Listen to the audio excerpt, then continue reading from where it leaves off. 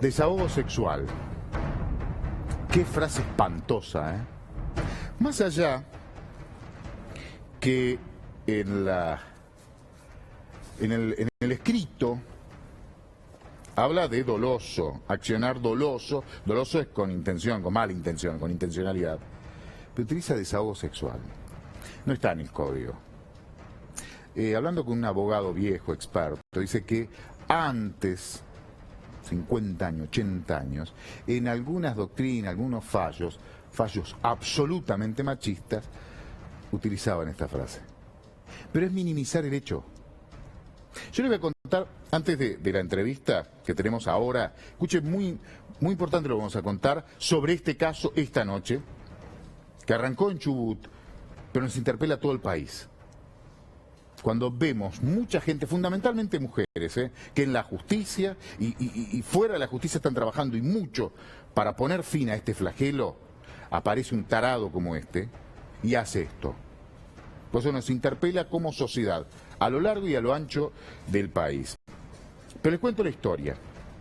Una chiquita de 16 años, es lo único que vamos a decir de ella, que bien por entonces en Puerto Madryn, año 2012, acuérdese, 16 años, va con un grupo de chicas, de amigas, a Playa Unión, a una semana de viaje de estudiantes, semanita, 7 eran las chicas,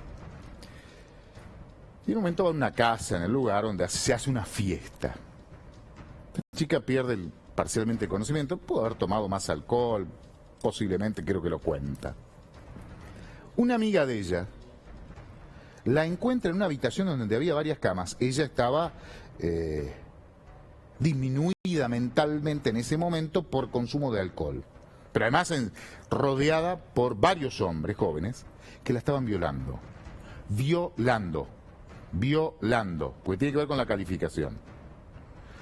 Esta amiga la rescata, puede irse, había uno que trababa la puerta, otro que hacía de campana y 4 que violaban. El hecho fue así. 3 eran menores y 3 eran mayores de edad. Los 6, todos identificados, todos. Hay menores en ese momento y hay mayores de edad. La propia víctima cuenta, puesto ella misma lo viraliza, cuenta que cuando llegó a su casa se quiso suicidar. Lastimada, herida, psicológicamente afectada, se quiso suicidar. Y aparecieron los padres de los chicos del poder. Uno es nieto de un ex gobernador, le cuento, que zafó porque era menor de edad. Y es productor de una productora de televisión. Vive aquí en Buenos Aires, hoy mayor de edad. Y los demás, hijos de empresarios, hijos del poder. Una presión. La chica no pudo ni siquiera denunciar en ese momento. Ni siquiera pudo denunciar. Y así pasó el tiempo. Cuando ella se recupera, y como hemos contado muchas veces en este programa de hace muchos años, una víctima de un ataque sexual, una víctima de violencia de género en general, denuncia cuando puede. Por eso, tan valientemente en su momento, el diseñador de modas Roberto Piazza promovió una ley que hoy es ley en la Argentina, que corre la prescripción de la causa cuando las víctimas son menores. Porque denuncian cuando pueden. Y eso no podemos ni siquiera opinar. Finalmente, en el año 2019 ella escribe, 2018, final de 2018, escribe, cuenta esto. Y se encuentra con una abogada que ya la tenemos en comunicación, Alejandra Tolosa. Muy buenas noches, gracias por esperarnos, gracias por estar en la pantalla de C5N en el expediente, Alejandra. Y queremos que nos cuente el arranque de esta historia, porque al final ya lo sabemos, espantoso. Cuando usted, doctora, se comunica con la víctima y empieza una causa, ¿cómo corresponde? ¿Cómo se hace? O como uno espera que debería hacerse, ¿no? ¿Qué tal, doctora? Pues yo no la estoy escuchando. Ahora probamos el audio, a ver, ya la vamos a estar escuchando. Es la doctora Alejandra Tolosa, que la acompañó a la víctima en la denuncia, en el primer tramo de la investigación, que quedó todo claro en el expediente. Mientras intervino la doctora Tolosa quedó todo claro. Después, no me gusta la frase, el diablo metió la cola. Los malas personas se metieron en la causa e hicieron lo que hicieron. Ninguno va a ir preso, si avalan la calificación en el juicio abreviado, ninguno de ellos va a ir preso. A ver, mientras retomamos el audio de la doctora, que es muy interesante escucharla, es muy importante. Ahora sí, ahora la estoy escuchando, doctora. ¿Cómo está? Ahora sí. Buenas noches, Pablo. Buenas noches, Pablo. Disculpe, no tenía el audio prendido. No, al contrario, la escucho perfecto. ¿Cómo arrancó esta investigación? Disculpe esta disgregación. Mi participación como abogada en esta causa tuvo que ver porque formo parte de organizaciones, sobre todo, de derechos humanos y sobre todo en defensa de los derechos de la mujer. Uh-huh. Y en ese sentido, con otras compañeras, hemos estado cerca, sobre todo desde un principio, como uh-huh. usted decía, de esta joven afectada por esta violación. Lo que me gustaría a mí, justamente como no participé en la causa propiamente, me gustaría, siendo consciente de mis limitaciones, hacer un aporte específicamente en donde entiendo que puedo aprovechar esta oportunidad para hacerlo. Sobre todo dada esta trascendencia inédita, que trasciende incluso la causa esta puntual, porque claro. Mi aporte más bien tiene que ver con con el repudio general y fundamentalmente a las organizaciones de derechos humanos que nos significó la frase de desahogo sexual. O sea, un canallesco.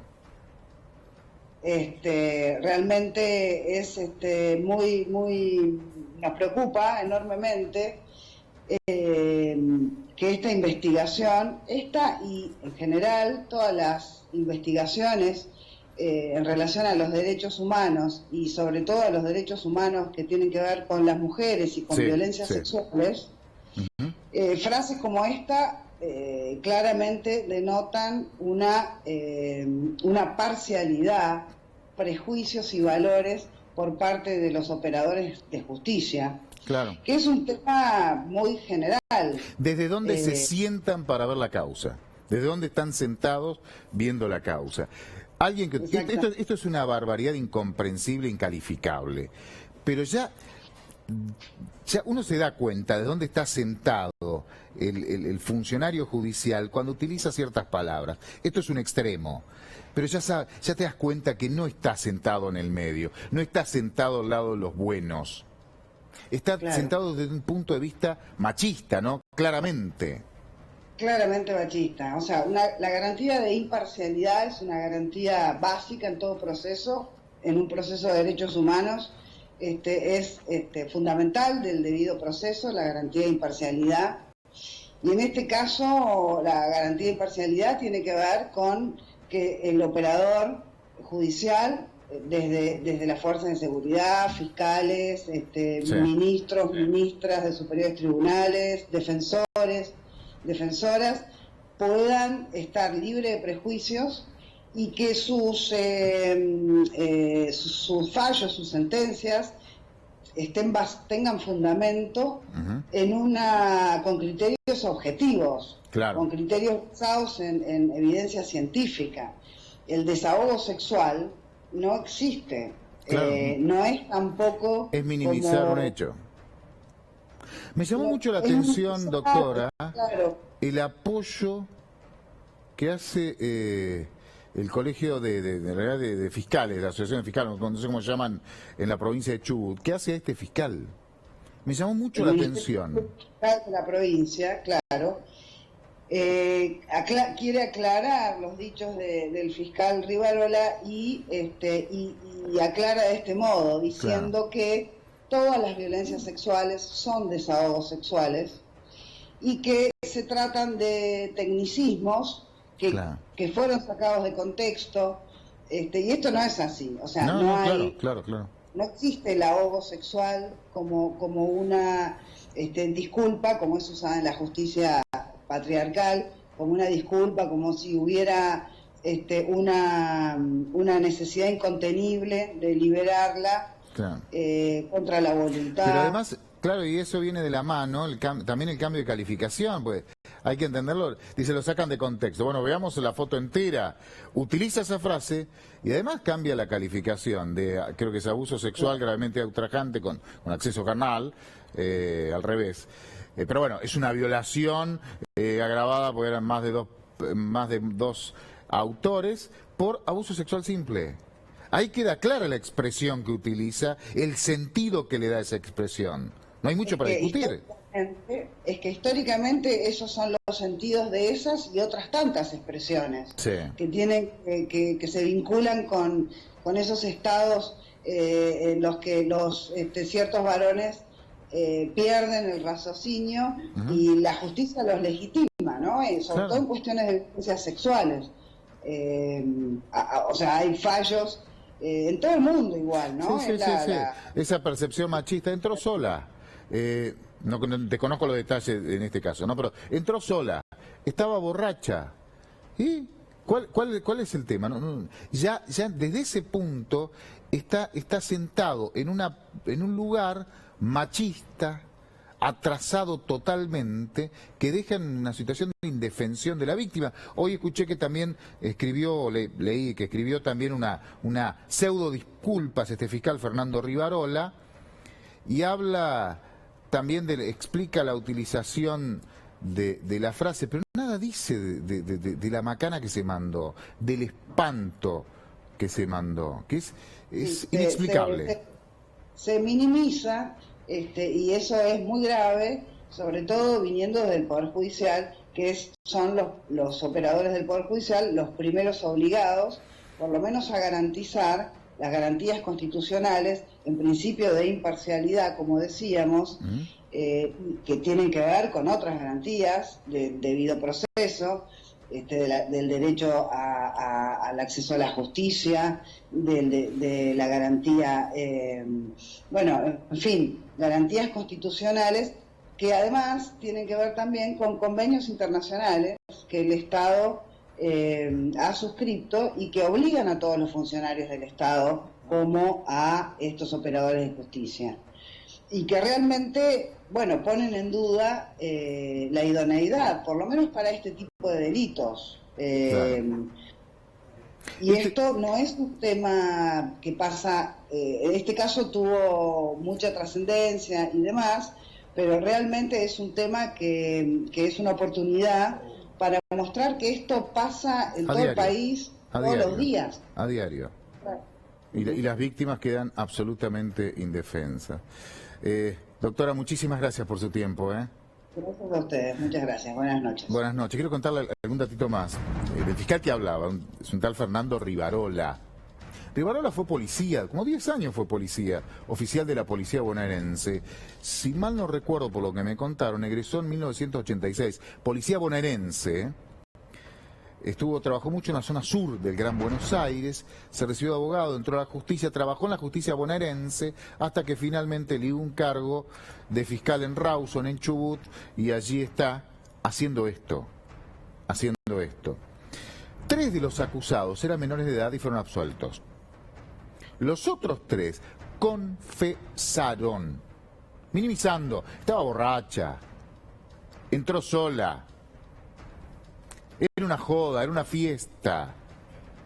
Pero confesaron el hecho. O sea, no fue como lo estoy diciendo, estoy haciendo una exageración para que quede claro cómo minimizan el hecho. La víctima no dice eso, No le pasó eso a la víctima. Fue un espanto, la violaron entre varios.